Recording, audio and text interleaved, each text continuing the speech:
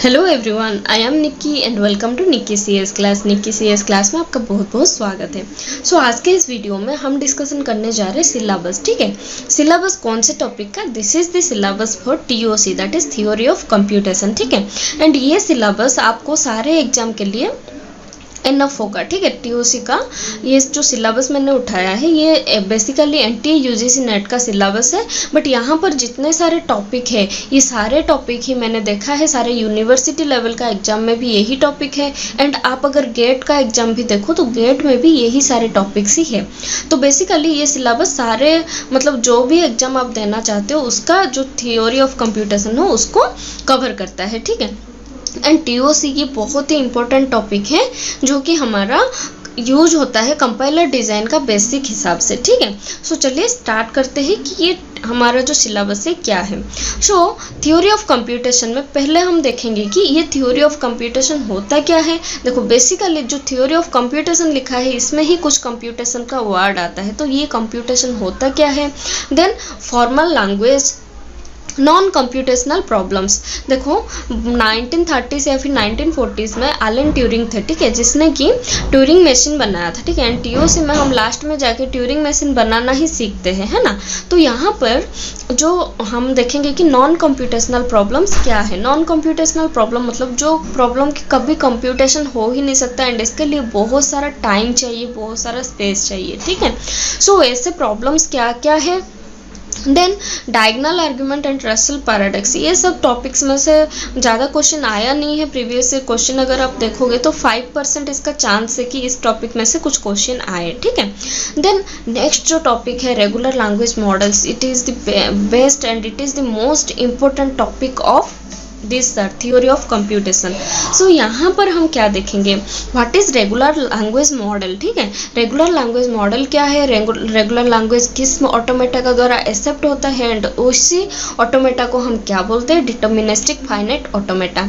And non deterministic finite automata क्या है। Then ये डीएफ है एंड एनएफ है, एनडीएफ है। अगर ये दोनों इक्विवेलेंट है तो इक्विवेलेंस कैसे फाइंड करते हैं। ठीक है, and non deterministic finite automata, हाँ ये तो हो गया। देन रेगुलर लैंग्वेज क्या है, this is the most important and 50% of question from TOC you can expect from regular language. Okay, regular grammar क्या है, रेगुलर एक्सप्रेशन क्या है, रेगुलर ग्रामर को कैसे पहचानेंगे कि ये ग्रामर है, हाँ बेसिकली, और this is the particular grammar which is regular grammar which is regular expression. ठीक है, फाइनाइट ऑटोमेटा से रेगुलर एक्सप्रेशन से फाइनाइट ऑटोमेटा मतलब डीएफ से एनएफ है, एनएफ से डीएफ है। ये सब कैसे हम बनाएंगे स्टेप बाय स्टेप एंड एक स्ट्रक्चरल वे में हम देखेंगे कि ये सब होता क्या है।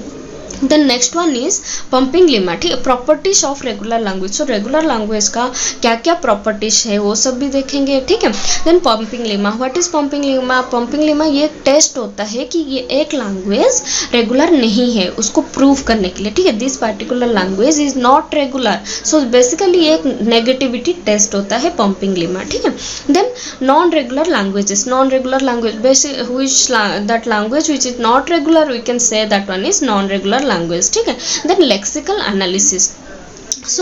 This lexical analysis will discuss in compiler design also and बच्चे बोलते हैं कि ये लेक्सिकल एनालिसिस इसमें भी पढ़ना है और कंपाइलर डिज़ाइन में भी पढ़ना है। ठीक है, लेक्सिकल एनालाइजर ये एक मॉड्यूल है जो कि कंपाइलर डिज़ाइन में हम पढ़ते हैं। ठीक है, ये यहाँ पर क्यों दिया है, क्योंकि जो भी हमारा कंपाइलर डिज़ाइन में जो लेक्सिकल एनालाइजर है वो मॉड्यूल पूरा बनाया जाता है फाइनाइट ऑटोमेटा को यूज़ करके। ठीक है, इसमें कितना लेक्सिस है, ठीक है, कितना लेक्सिम्स है, ये सब फाइंड जो किया जाता है that is basically depending upon our finite automata. That is why regular language model में हमें लेक्सिकल एनालिसिस दिया गया है। ठीक है, अगर आप टीओसी अच्छे से पढ़ते हो तो it will be very easy for you to understand the compiler design. ठीक है, नेक्स्ट अगर हम यहाँ पर देखें so context free language, so यहाँ से आप 30% मार्क एक्सपेक्ट कर सकते हो, ठीक है। 30% जो क्वेश्चन है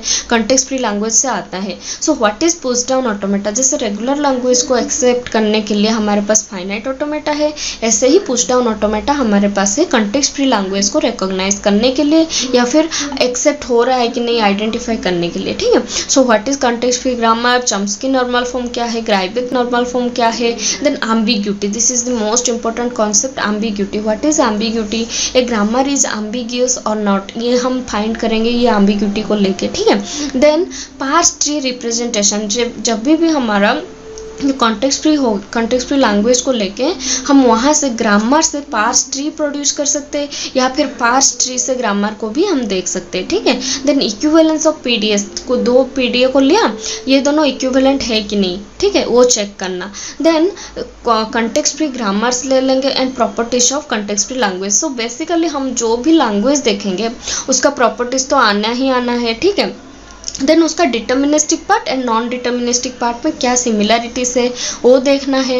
एंड बेसिकली यहाँ पर हमारा जो इम्पोर्टेंट है context free grammar, regular grammar, ये सबको कैसे हम चेक करेंगे, ठीक है। सो यहाँ पर हम बहुत सारे एग्जाम्पल्स लेंगे, बहुत सारे एग्जाम्पल से डिस्कशन करेंगे कि ये सब सॉल्व कैसे किया जाता है। So don't worry, will discuss in a structured manner, ठीक है।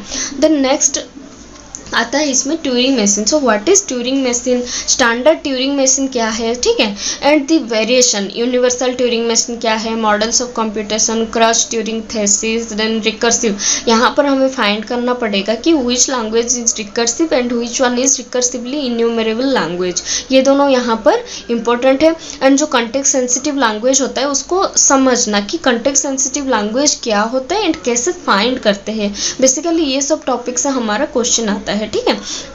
What is unrestricted grammar, Chomsky hierarchy क्या है, चम्स्की हायरार्की ऑफ लैंग्वेजेस, ये एक डायग्राम ऐसा है जो कि डायग्राम के थ्रू ही आपको याद रख लेना है कि कौन सा लैंग्वेज हमारा कंटेक्स्ट सेंसिटिव है, रेगुलर है, कंटेक्स्ट फ्री ग्रामर है, रिकर्सिव इन्यूमरेबल है, रिकर्सिव लैंग्वेज है, ठीक है। सो उसके लिए एक डायग्राम है जिसको हम बोलते हैं कि चम्स्की हायरार्की। सो ये एक हायरार्किकल वे में हमें दिया जाता है, ठीक है। Then construction of Turing machine for simple problem. So यहाँ पर हम डिस्कशन करेंगे कि ट्यूरिंग मशीन कैसे कंस्ट्रक्ट किया जाता है सिंपल छोटे छोटे प्रॉब्लम के लिए, ये हम देखेंगे, ठीक है। जो कि एलन ट्यूरिंग ने अपने टाइम पे बनाया था वो हम यहाँ पर पेपर में बनाएंगे कि ट्यूरिंग मशीन कैसे बनाया जाता है, ठीक है। देन नेक्स्ट यहाँ पर अगर हम देखें अनसॉल्वेबल प्रॉब्लम्स, ठीक है। There are so many problems जो कि अनसॉल्वेबल है। अनसॉल्वेबल मतलब उतने टाइम पे हम उसको सॉल्व नहीं कर पाते एंड उसके लिए कोई ऐसा एल्गोरिदम निकला ही नहीं है वो प्रॉब्लम के लिए जिसको हम सॉल्व कर सके, ठीक है।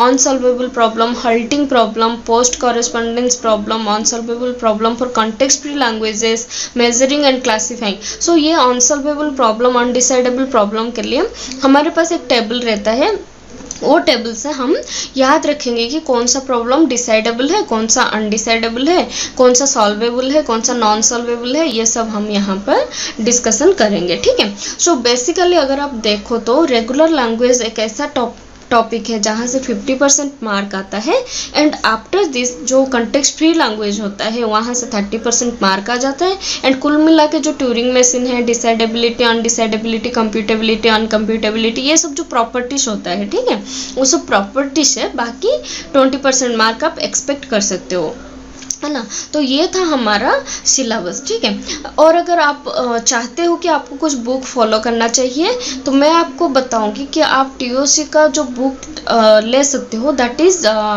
टीओसी बाय उलमैन, ठीक है। टीओसी बाय उलमैन आप वो वाला डिस्कशन कर सकते हो। And next one is TOC by मैं बताती हूँ आपको, टीओसी बाय पीटर लिंच, ठीक है। ये दोनों बुक बहुत ही मतलब मस्त बुक है, मैंने तो उलमैन पढ़ा रखा है, ठीक है, और पढ़ भी रही हूँ उलमैन से।